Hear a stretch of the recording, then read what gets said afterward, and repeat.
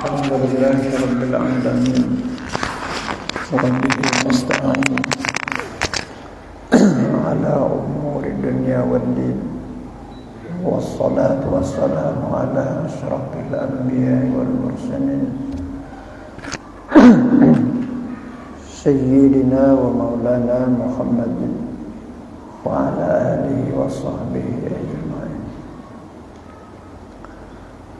Qalu subhanaka la ilma lana illa ma 'allamtana innaka antal alimul hakim. Rabbi shrah li sadri wa yassir li amri wa hlul 'uqdatam min lisani yafqahu qawli. Amma ba'd. Bapak-bapak jamaah pengajian rahimakumullah, kembali kita lanjutkan kajian ilmu tasawuf kita. Akan datang keempat ya.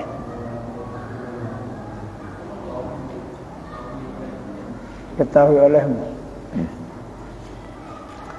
Halaman 52 aja lah ya. Halaman 52 ya. Ketahuilah olehmu ya, pertengahan. Bismillahirrahmanirrahim. Ketahuilah olehmu bahwasanya panjang itu melupakan akan akhirat. Ini kerja hawa nafsu ya. Kajian kita ini masih seputar aqabatul awaik. Awaik itu penghalang, perintang di dalam melakukan ibadah.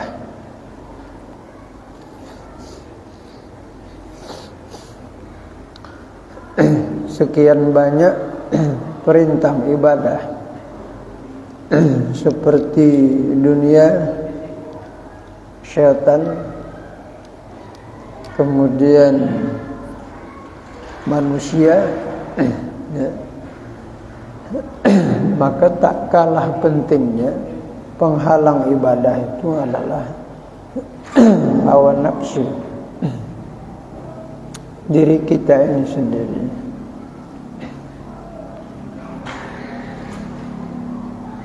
Kalau kita tidak jeli dan tidak kita bekerja keras untuk mengawasi hawa nafsu kita,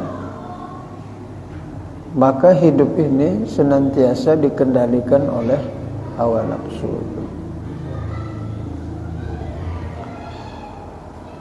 Kalau hawa nafsu itu sudah mengendalikan kita, urusan dunia pun hancur, apalagi urusan akhirat. Urusan dunia saja kalau dikendalikan nafsu, saling hasud menghasut, saling hina menghina, saling jatuh menjatuhkan, saling bunuh membunuh. Itu kalau urusan dunia. Apalagi kalau urusan nafsu, urusan akhirat yang dikendalikan oleh hawa nafsu, tentu lebih parah lagi binasanya daripada urusan dunia. Kalau untuk urusan dunia, paling tidak mendapatkan dunianya, uangnya umpama. Tapi kalau urusan akhirat, gagal akhiratnya, rugi selama-lamanya. Kalau nafsu itu yang mengendalikan hidup kita ini.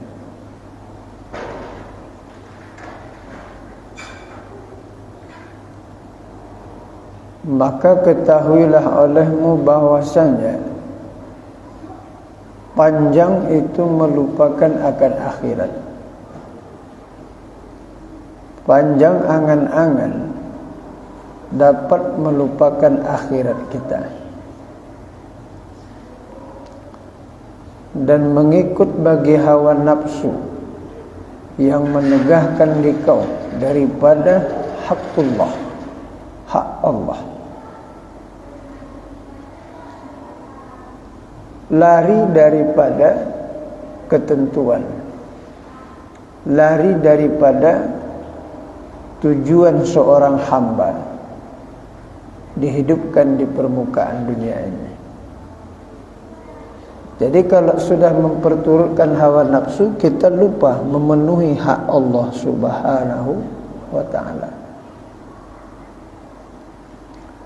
Lalai, panjang angan-angan, tulul amal namanya.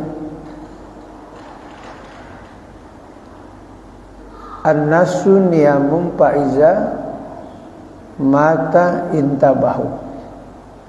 An-nasu niyamun fa'iza mata intabahu. Bermula manusia itu tidur. Apabila dia mati, baru bangun dari tidurnya. Kalau lagi hidup, lupa dengan kematian. Padahal innal qabra awwalu, sesungguhnya kubur itu adalah kehidupan, pintu awal yang pertama daripada pintu akhirat itu. Salah satu yang dapat memutuskan tulul amal adalah zikrul maut, mengingat mati. Jadi kalau kita mengingat mati, itu termasuk salah satu untuk melumpuhkan kita dalam berpanjang angan-angan. Sebab panjang angan-angan ini dia termasuk penyakit batiniah. 99 macam penyakit dalam hati itu. Yang kita harus tahu bagaimana bahayanya penyakit itu, hama wereng. Kalau istilah petani namanya hama wereng. Atau boleh istilahnya adalah benalu. Penyakit hati itu dia seperti hama wereng dan seperti benalu. Apa benalu itu? Benalu itu satu pohon, satu tanaman yang nengkreng hidup di tumbuh-tumbuhan lain. Dan dia subur kalau tempat tengkrengannya subur. Tetapi dengan adanya benalu itu, yang dia subur dengan sebab pohon itu pun mati. Yang akhirnya dia pun juga mati. Itulah sifat benalu itu. Jadi penyakit batin ini juga seperti benalu. Dia hinggap dalam diri kita, dia nengkreng di diri kita. Binasalah kita neraka, dia pun ikut masuk ke dalam neraka. Na'udzubillah, summa na'udzubillah. Itulah benalu. Hama wereng itu penyakit yang datang dari luar. Dia bukan dari dalam, itu setan. Udah disiram, udah dipupuk, berharap kita panen. Tiba-tiba diserang oleh hama. Kalau sudah hama menyerang, bagaimana pohonnya? Hampalah isi padinya, belobang-lobang daunnya, kuruslah batangnya. Akhirnya tidak merunduk padinya karena isinya kosong. Ketika dipanen, rupanya sudah tak ada isinya. Ketika dihisap oleh Allah, rupanya sudah tak berpahala lagi amal ibadahnya. Na'udzubillah, subhanahu zubillah. Wala tubtilu a'malakum, dan jangan kamu binasakan amalmu dengan penyakit-penyakit batiniah yang bersarang di dalam hati kita. Inilah kaji diri namanya. Inilah yang dimaksud mengkaji ilmu batin namanya, bukan ilmu kebatinan, ilmu batin namanya. Kalau ilmu kebatinan pakai pedang, pakai pisau, kebal. Ini ilmu batin ya.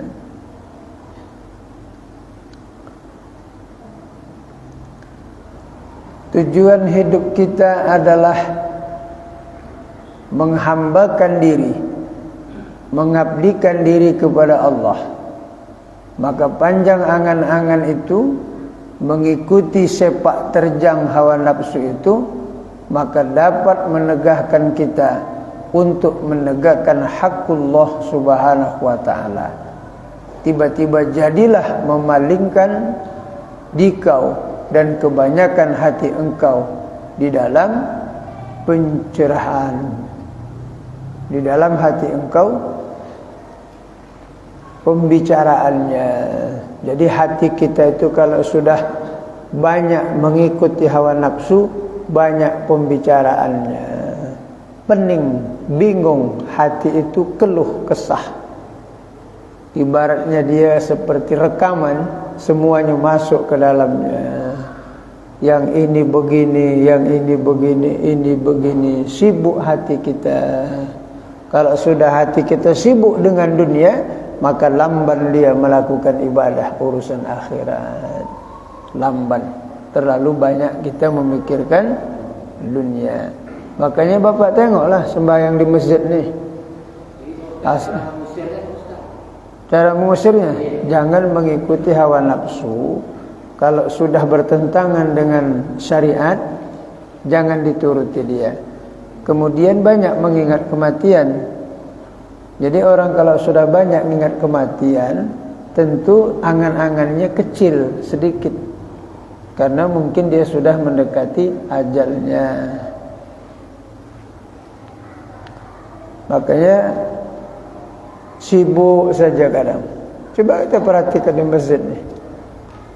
Azan datang, ribut. Azan datang, giliran salam imam, macam itik pulang kandang, hambusan semua pergi.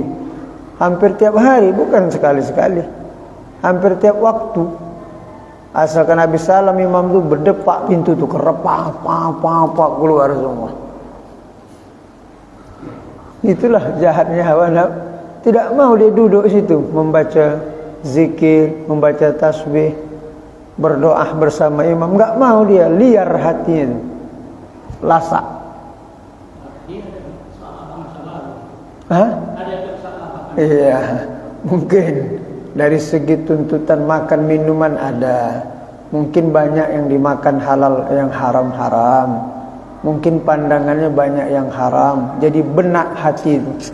Untuk khusyuk ibadah itu liar dia. Seperti kuda yang tidak diletak pelana pada telinganya. Dia akan liar dia. Enggak mau dia tafakkur. Selesai salam itu enggak mau dia tafakkur, duduk berzikir, berdoa bersama, enggak mau. Macam ayam hilang induk, buru keluar semua. Padahal di masjid duduk dapat pahala i'tikaf.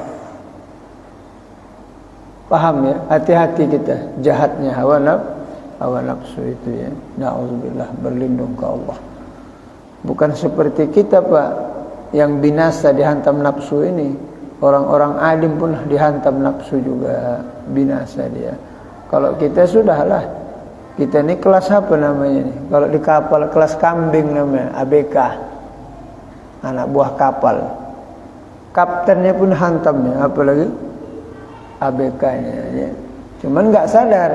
Kenapa enggak sadar? Karena enggak dikajinya ilmunya. Disangkanya apa yang dibuatnya sudah benar. Disangkanya yang dibikinnya sudah betul. Padahal kalau diteliti apa yang dibuatnya belum tentu benar. Karena enggak pernah dicocokkannya kepada syariat. Enggak pernah apa yang dibuatnya itu dicocokkan dengan hukumnya, enggak pernah. Menurut akal dia, itulah yang terbaik yang kubuat. Padahal belum pernah dicocokkannya sama hukum. Coba cocokkan sama hukum. Bacaan tahiyatku betul tidak? Paham Pak? bacaan tahiyat. Ini kawan-kawan kita kadang sembahyang, tahiyat pun tak beres kadang. Cuman awak menegurnya nanti tersinggung pula dia. Enggak pandai, Pak. Sedih saya nengok. At-tahiyatul. Astaghfirullahaladzim. At-tahiyatul. Udah limpul umurnya. At-tahiyatul lagi. Astaghfirullahaladzim. Ini tak usah nak masuk surga. Mencium pun tidak. Aku pula mau masuk. Tiap waktu sembahyang memang. Solat dia tiap waktu rajin. At-tahiyatul. Kok at-tahiyatul? At-tahiyah. Mana at-tah?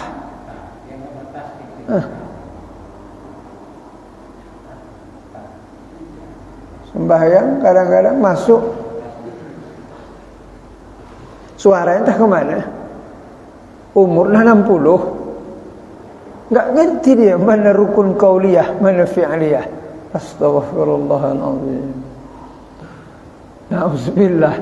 Memang dia rajin datang. Itulah kadang-kadang ya, jahil murakab itu. Bodoh, belaga, pandai. Na'udzubillah. Bodoh tak terajar, pintar tak terikut. Sembahyang rajin memang. Masih banyak lagi yang begini, lebih dari lutut. Tahiyat lewat lutut. Masih banyak lagi. Masya Allah. Entah mazhab yang 8 itu tahap ini, bukan 4 lagi. Keluar daripada mazhab itu ya. Itu kerja apa tuh? Kerja nafsu dan kerja syaitan. Ini kerja tipu daya setan itu, nafsu. Ditipunya kita. Kau sembahyang ngaji kau, jangan ngaji-ngaji kau. Allah Maha Pemurah, Maha Pengasih lagi penyayang. Sesat. Ya kan, Pak? Padahal cebok mesti pakai ilmu. Cebok pakai ilmu. Itu hati-hati istinja itu ya. Hati-hati istinja itu. Paling banyak siksaan kubur yang keras orang yang tak bersih cebok. Istinja itu. Maka istinja itu betul-betul tekan dubur itu. Keluarkan dia. Berdiam. Baru disapu dengan ibu jarinya. Betul-betul. Ini enggak tek dah bayang. Siksaan yang paling keras dalam barzakh orang yang tak bersih cebok itu. Sembayang tapi cebok tak bersih. Kalau sudah cebok tak bersih, macam mana salatnya? Tak berterima sembayang. Maka jangan heran. Sembayang, maksiat, mencuri, fitnah, mengumpat. Salat memang, tapi tidak merubah hatinya. Itu sebab apa? Hawa nafsunya. Kita ini dah termasuk, alhamdulillah udah.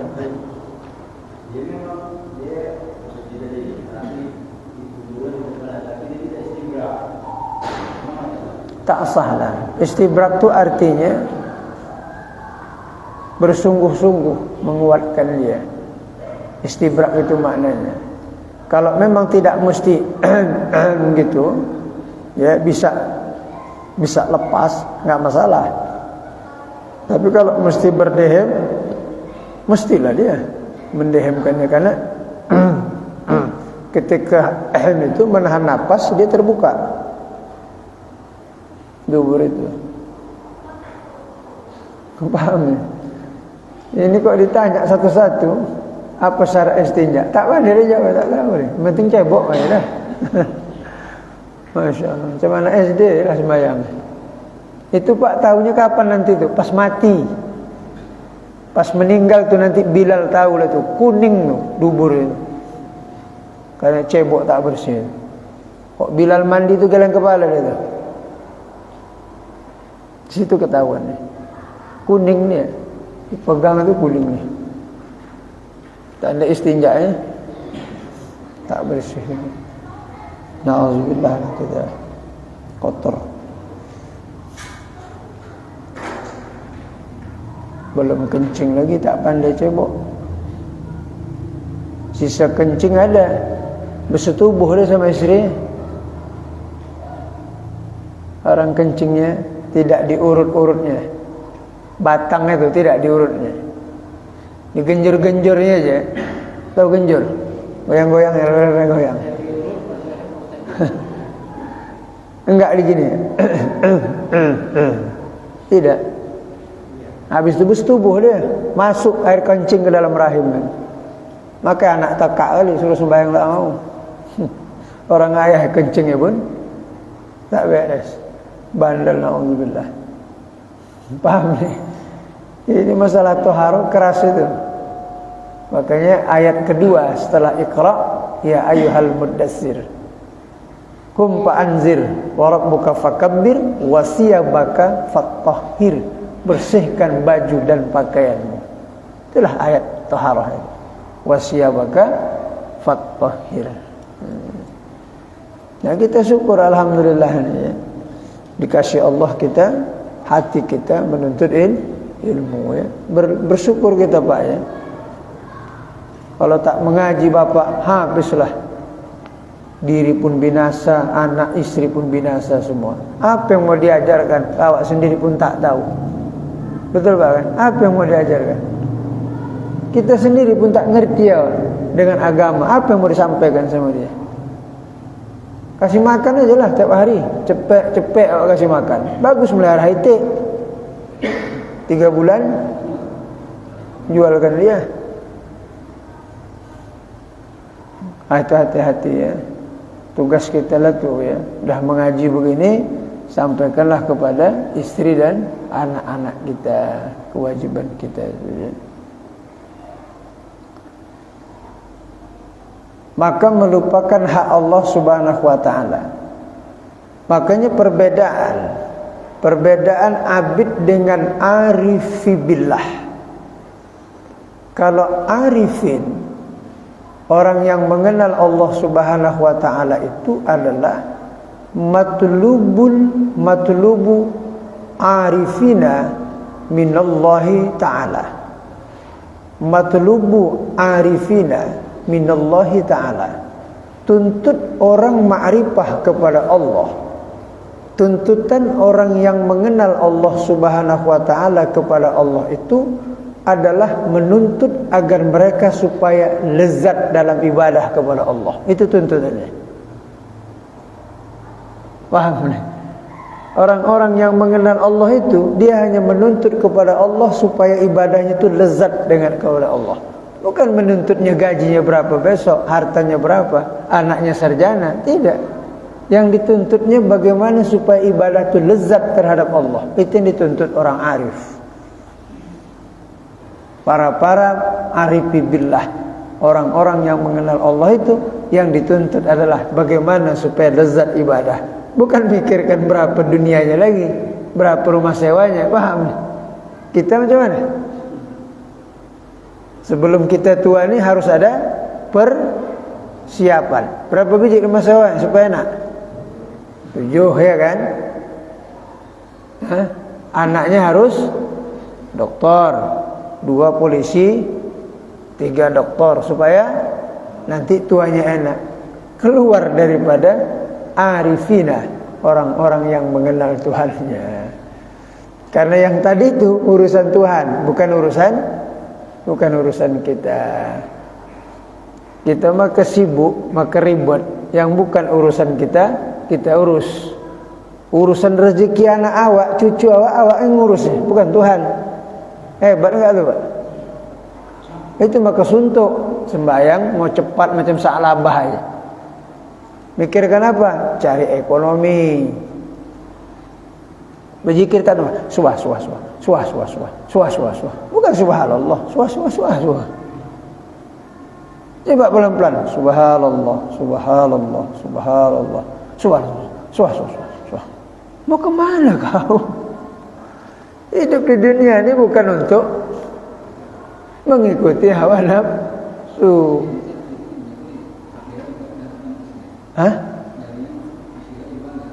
Iya.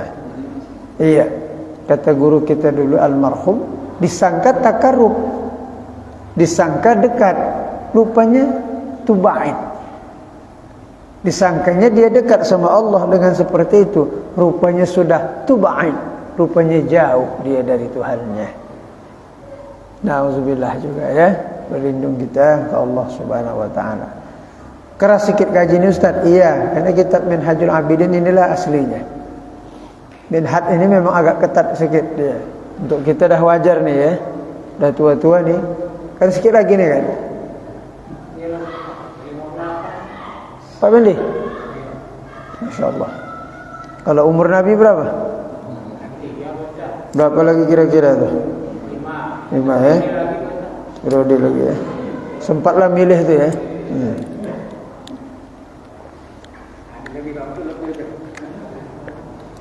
Kalau sampai 5 tahun, kok sampai almarhum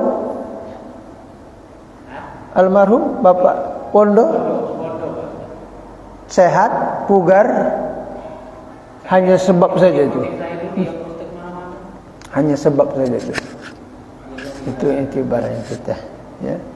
Jadi kita janganlah lalai kita dengan kewajiban memenuhi hak Allah. Penuhi saja hak Allah itu. Apa hak Allah itu? Allah memerintahkan kita salat, memerintahkan kita menuntut ilmu, tuntut ilmu, memerintahkan kita ridha, memerintahkan kita syukur, memerintahkan kita qanaah, memerintahkan kita sabar, memerintahkan kita agar khilmun, tidak mudah pemarah, ikut. Diperintahkan Allah cari yang halal, diperintah Allah jangan yang haram, itu hak Allah itu. Tunaikan saja hak Allah. Masalah Allah memberikan imbalan kepada kita, itu urusan Allah, tak usah kita pinta-pinta. Biasanya kalau orang minta upah, anak umur berapa itu? Kalau anak kita di rumah, kita suruh dia beli sesuatu, kalau minta upah, itu anak umur berapa? Umur? Jadi kalau bapak juga minta upah, iya kan? Kalau minta upah jadi itulah, calon anak lagi lah minta upah. Udah kerjakan saja. Seperti anak kita yang sarjana, Pak. Anak kita yang sarjana itu, kalau bapak suruh beli rokok, dia tidak mau minta upahnya ya, enggak ada. Betul tak? Betul ya? Anak kita yang dah sarjana, kita suruh beli rokok, ada minta upahnya? Tidak minta. Dia hanya semata-mata mematuhi perintah ayahnya. Masalah ayahnya ngasih, urusan ayahnya. Tapi kalau kita ibadah, tengok dulu, buka fadilah amal. Mau ibadah, apa dibuka? Fadilah amal. Supaya apa? Supaya tahu upahnya. Kalau sini ke pasar 5.000, kalau di sini ke Tembong, Limpul, ya kan? Itu biasanya anak kita yang kecil itu, nak belikan rokok, upahnya ya lebih mahal lagi upah dari, lebih mahal upah 5.000, rokok sebatang. Ini mohon maaf, bukan berarti mengecilkan mereka yang membaca fadilah. Kalau orang sudah tingkatan makom atas, dia tidak bicara lagi tentang kelebihannya. Seluruh ibadah pasti ada kelebihan diberikan Allah. Itulah namanya menunaikan hakullah. Tidak kita menuntut hak kita dibalas. Apa kata Rabi'atul Adawiyah? Ingat, Rabi'atul Adawiyah, kecil besar perintah aku laksanakan ya Allah. Kalau ada harap hatiku ya Allah dengan surgamu, jangan kau masukkan ke surga. Kecil besar laranganmu ya Allah ku tinggalkan. Kalau ada hatiku takut dengan nerakamu ya Allah, masukkan aku ke dalam neraka. Berarti dia beribadah lillahi biwahdah, semata-mata karena zat Allah yang Maha Esa. Bukan supaya dia menjadi wali, tidak. Bukan dia mau supaya dapat karomah. Bukan supaya nanti dia pandai ngusuk, pandai menjadi dukun, enggak ada. Aulia-aulia itu beramal semata-mata karena Allah. Kita kan tidak. Rajin awak sembahyang supaya nanti bulan puasa orang berzakat sama awak, ya kan, Mbak?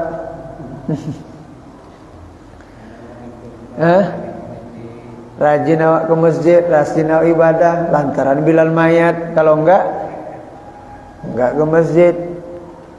Gini Pak Ustaz, ini ada dua sisi Pak Ustaz yang saya lihat begini Pak Ustaz. Yang pertama ada menyampaikan bahwasanya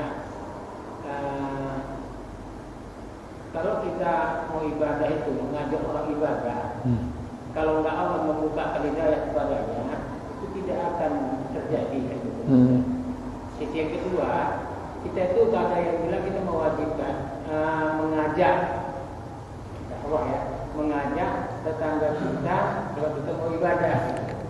Misalnya kita sholat di masjid kan gitu kan, tetangga kita ajak, walaupun enggak mau kita ajak aja begitu. Karena suatu saat nanti di pada masa sana mereka dia menuntut sama kita. Begitu Pak Ustaz maksudnya, ini gimana benar tadi begitu Pak Ustaz? Iya. Dituntut kita itu adakah kalau diajak si Fulan? Enggak ada. Dia pikir-pikir dia beribadah, saya nggak ada ajaknya katanya gitu. Jadi saya nggak tahu lah masalah agama. Katanya kita bilang ngaji, kan Ustaz. Jadi kalau kita ajak dia ngaji, kalau dia nggak mau, itu belum datang hidayah Allah katanya, masa diajak gitu Ustaz. Jadi mana kita ribet kalau Ustaz? Ya ayyuhallazina amanu qu anfusakum wa ahlikum nara. Jagalah keluargamu, jagalah dirimu dan keluargamu dari api neraka. Jadi kewajiban dialah menjaga diri dia sendiri. Masa kan orang menjaga dia? Pada prinsipnya kan setiap orang kan punya hati, punya mata, punya telinga, dan punya kewajiban menuntut ilmu. Utlubul ilma minal mahdi ilal lahdi. Tuntutlah ilmu dari buayan ke liang lahat. Kalau dia menunggu diajak orang, berarti kalau tak diajak orang dia masuk neraka. Jadi kalau dia masuk neraka ditanya Allah, kenapa kau masuk neraka? Enggak diajak orang tuh. Jadi orang tuh pernah kau ajak rupanya. Ditanya Tuhan balik, pernah kau ajak dia ke masjid? Kenapa dia pandai mengaji? Nah, itu ya Allah, itu kau ngasih ya Allah katanya. Ditampar Israel dia, kurang ajar kau ya katanya. Kalau kau tinggal di hutan rimba cocok, nggak ada pengajian. Ini tinggal kau di Masjid Hidayah samping rumah. Kan kita ada akal. Kenapa untuk urusan dunia kita pandai pergi pagi pulang sore, pergi sore pulang besok? Kenapa untuk urusan akhirat kita abaikan begitu saja? Itulah namanya ikhtiar. Makanya manusia itu dititipkan akal. Tidak seperti hewan dititipkan nafsu. Tidak seperti malaikat, ada akal tapi tidak ada nafsu. Manusia punya akal dan punya nafsu. Akal itulah yang menyebabkan kita bijak. Makanya kita termasuk jumlah haiwan, tapi hayawanun natiq. Kita ini hayawanun natiq. Dikatakan hewan karena bangsa kawin makan beranak. Dikatakan natiq karena bijak mengelola. Makanya natiq. Makanya kita berbeda dengan kambing melihat daun ubi. Kalau kita manusia melihat daun ubi, apa langkah awal? Langkah awalnya apa? Kita tanya, siapa yang punya kebun? Oh, bapak sepulan. Pak, boleh beli enggak? Kalau nggak ada uang minta, boleh enggak? Boleh. Dikasih satu ikat. Apa natiknya lagi? Bawa pulang. Sampai ke rumah, berpikir enggak? Mau dia apa nih? Oh, besok nanti beli rimbang sama kencong ditumbuk, kasih santan, kasih teri. Enak makannya. Kalau kambing yang nengok, asal ditengok kambing tadi daun ubinya muda, kakinya dua naik, muncungnya terus mengunyah-mengunyah. Ini tanyalah nih, manusia apa? Yang tadi, yang bilang gitu tadi, manusia apa kambing nih? Sehingga tidak mampu dia membuka wacana berpikirnya. Boleh kalau seperti itu, kalau memang dia mu'allaf baru masuk Islam mesti dibimbing. atau dia jauh dari dakwah Islam seperti di zaman awal dakwah Nabi SAW. Memang tugas kita mengajak orang amar ma'ruf nahi mungkar, tapi kewajiban dia sebagai mukallaf, kewajiban dia sebagai hamba, kenapa dia tidak tunaikan? Paham ini? Disitulah dituntut Allah dia. Kalau dia bilang oh tidak ada hidayah dari dia, itu namanya hakikat tauhid sebenarnya. Hakikat tauhid begitulah. Kalau sudah kita ajak tidak mau, berarti Allah belum membukakan hatinya. Tapi yang heran kita, kenapa beli paket pandai? Jadi kita kan wajib mengajaknya. Iya, tetapi kalau dia sendiri tidak mau juga, dia tetap berdosa juga walaupun tak kita ajak. Iya. Tugas kita mengajak amar ma'ruf nahi mungkar. Tetapi kewajiban itu dia mempunyai tahapan. Seorang ayah berkewajiban mendidik anak, istri dan suaminya.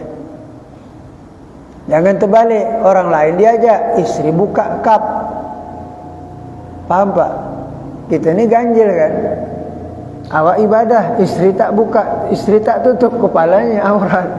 Ini mohon maaf nih. Tugas kita nih Pak, jangan biarkan istri kita keluar tak pakai jilbab.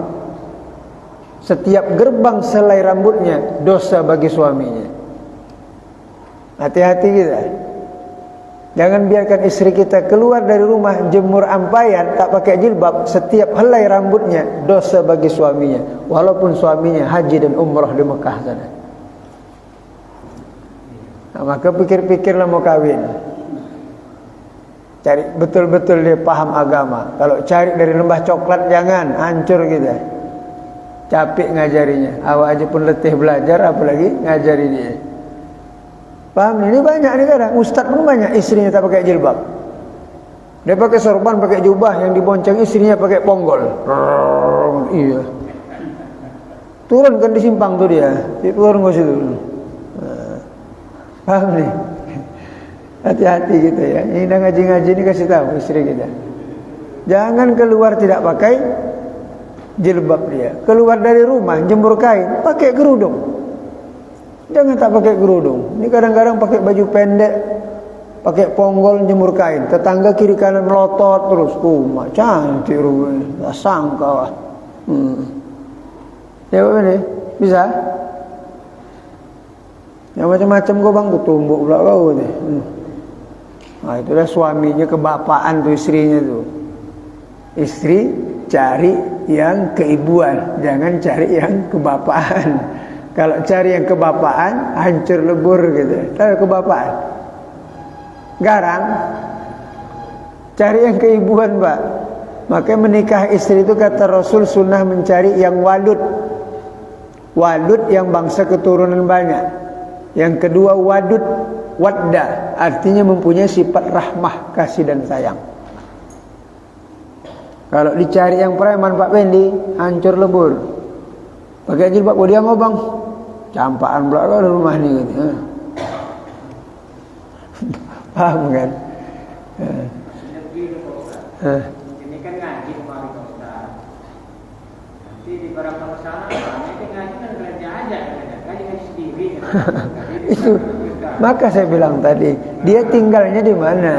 Lebih 500 kakak nih Pak Ustaz. Enggak, dia tinggalnya di mana? Dia tinggalnya di mana? Ah, itu saya bilang tadi, kalau tinggalnya di apa sana, di mana di Tapsel sana, atau tinggalnya di daerah Tapsel Laukawar yang di ujung-ujung dekat bawah kaki Sinabung. Kalau itu ya betul. Ini dah nampak mata kepala. Masjid itu tempat apa? Nonton bioskop film Sahrul Khan. Itu. Paham ni? Dia dituntut oleh Allah. Tak boleh dia menuntut orang lain dulu. Dia harus diadili oleh Allah. Kalau memang dia tak mengerti, tak tahu sama sekali, baru dituntut mereka. Orang diberikan oleh Allah akal. Akal itu untuk berpikir. Itu makanya dikasih Allah akal. Makanya orang yang berakal lah yang wajib sholat. Yang gila tidak wajib sembahyang. Sekarang Pak, media dakwah sudah lengkap. Masuk ke kamar media dakwah. Masuk. Iya, Pak Ustaz. Karena Pak Ustaz gini Pak, Islam itu bersaudara. Karena terikat kesamaan lain Allah itu yang kita. Innamal mu'minuna ikhwani. Ya, ya itu kita ini kan satu katanya tetangga lah kan, 40 rumah belakang dengan kiri kanan dan sekitarnya. Nah, jadi kalau udah gitu Pak Ustaz, kalau makanya ajak mengaji, kita lepas itu datang jawab. Lepaslah. Lepas. Dengan adanya pengumuman kaum muslimin kaum muslimat datanglah mengaji di Masjid Al-Hidayah malam Senin. Selesai. Ya, ada pengumumannya Pak Ustaz. Ya dari dulu ini dah ngaji bukan sekarang. Ini dah tak masalah lagi. Pengajian ini tak bisa diumumkan lagi. Sudah berapa tahun? 15. 12 tahun. 12 tahun nih. 10 tahun ya.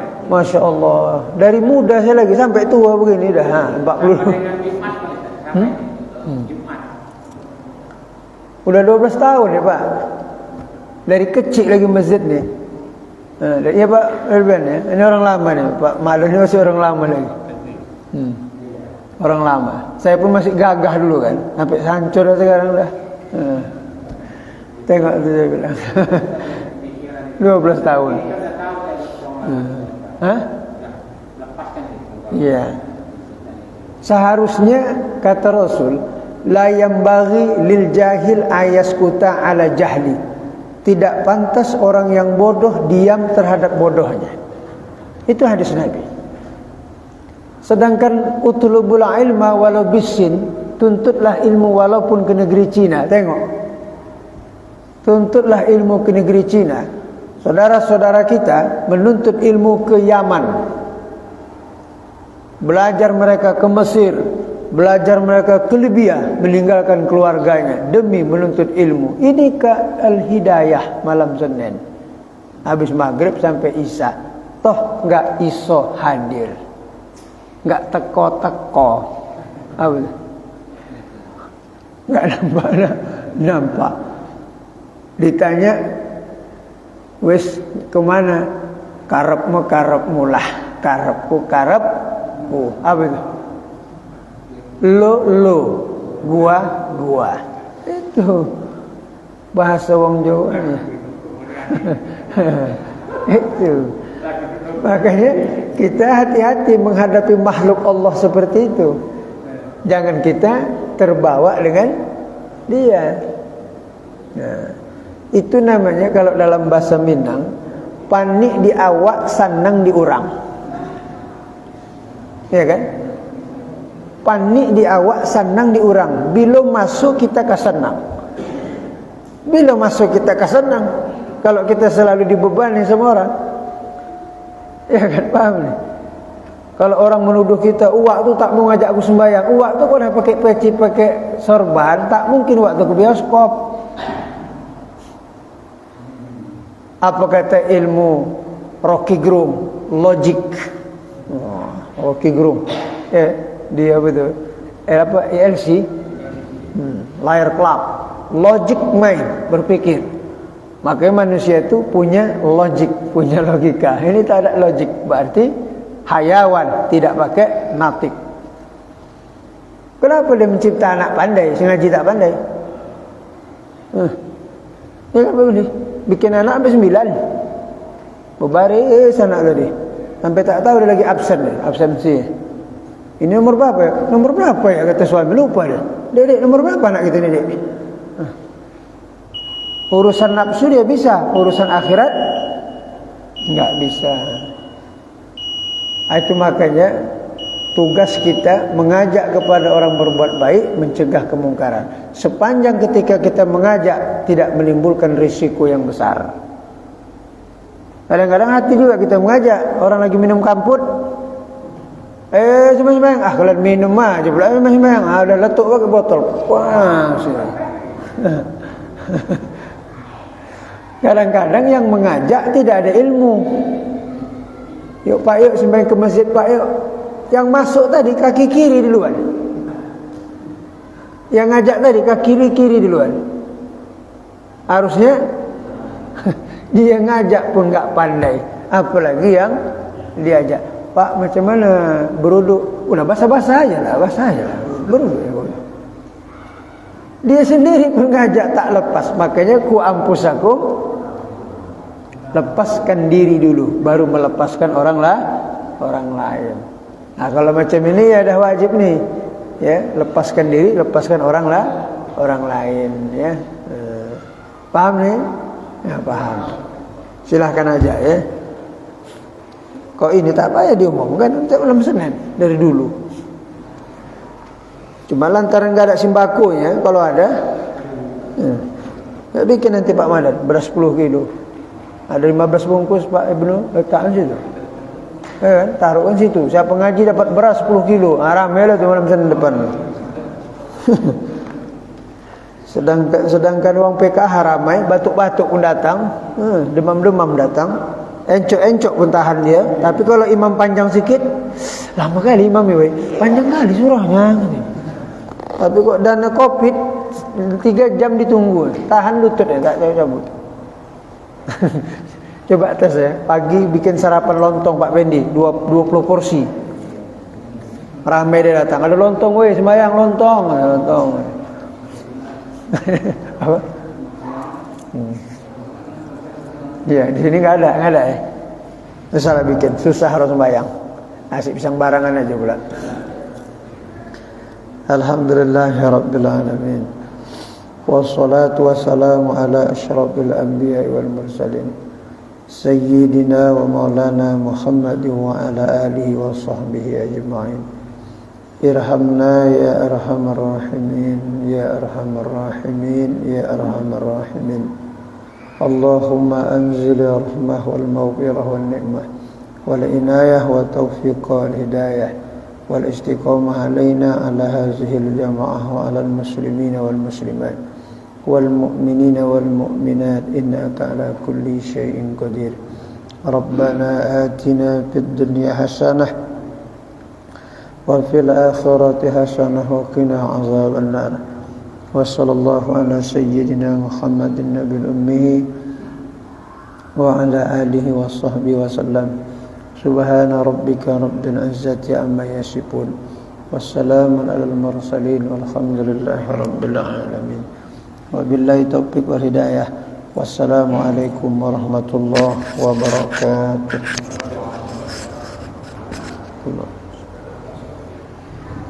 Tinggal mata lagi Pak Madan.